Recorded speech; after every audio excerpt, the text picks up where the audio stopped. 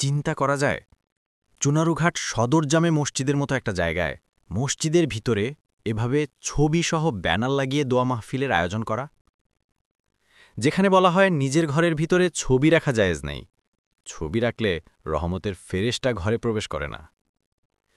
যেই মুসলমান ধর্মের পবিত্র স্থানের আমানত রক্ষা করতে পারে না, এরা কোন ধরনের মুসলমান? জীবজন্তুর ছবি তোলা বা অঙ্কন করা হারাম। যখন জীবজন্তুর ছবি তোলা হারাম, তখন ছবি নির্মাণ করার পর তা বিক্রয় করে অর্থোপার্জন করাও হারাম। ফাতাওয়া আল লাজনা দাইমা ১/৭১০ পৃষ্ঠ, ফাতোয়া নং ৬৪০২। একই প্রশ্ন শায়েক আবদুল্লাহ ইবনু বাজকে করা হলে উত্তরে তিনি বলেন, জীবজন্তুর ছবি তোলা বা তৈরি করা নাজায়েজ। যেমন রাসূলুল্লাহ সাল্লাল্লাহু আলাইহি ওয়াসাল্লাম বলেছেন, কিয়ামত দিবসে মানুষের মধ্যে সর্বাধিক কঠিন শাস্তি তাদের হবে যারা ছবি নির্মাতা।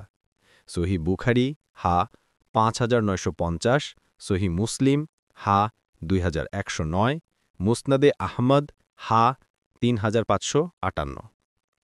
তবে প্রয়োজনে কিছু ক্ষেত্রে ছবি তোলা বৈধ, যেমন passport, visa, voter card, identity card, licence ইত্যাদি বিশেষ প্রয়োজনীয় কারণে ছবি তোলা জায়েজ। কেননা ইসলামী শরিয়াতের স্থিরীকৃত নীতিমালাসমূহের মধ্যে রয়েছে বিশেষ প্রয়োজনে অবৈধ জিনিস তৈরির অনুমতি প্রদান করে। আল্লাহ তাআলা বলেছেন, কিন্তু যে নিরুপায় হয়ে অন্যায়কারী এবং সীমালঙ্ঘনকারী না হয়ে তা গ্রহণে বাধ্য হয়েছে তার কোনো পাপ হবে না। নিশ্চয় আল্লাহ অতি ক্ষমাশীল, পরম দয়ালু।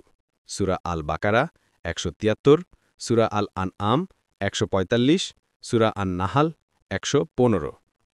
উল্লেখ্য, ঘন ঘন প্রোফাইল পিকচার পরিবর্তনের বাহানায় নিত্য নতুন স্ট্যাটাস দেওয়ার অজুহাতে ছবি তোলা হারাম, কেননা এগুলো বিশেষ প্রয়োজনের অন্তর্ভুক্ত নয়।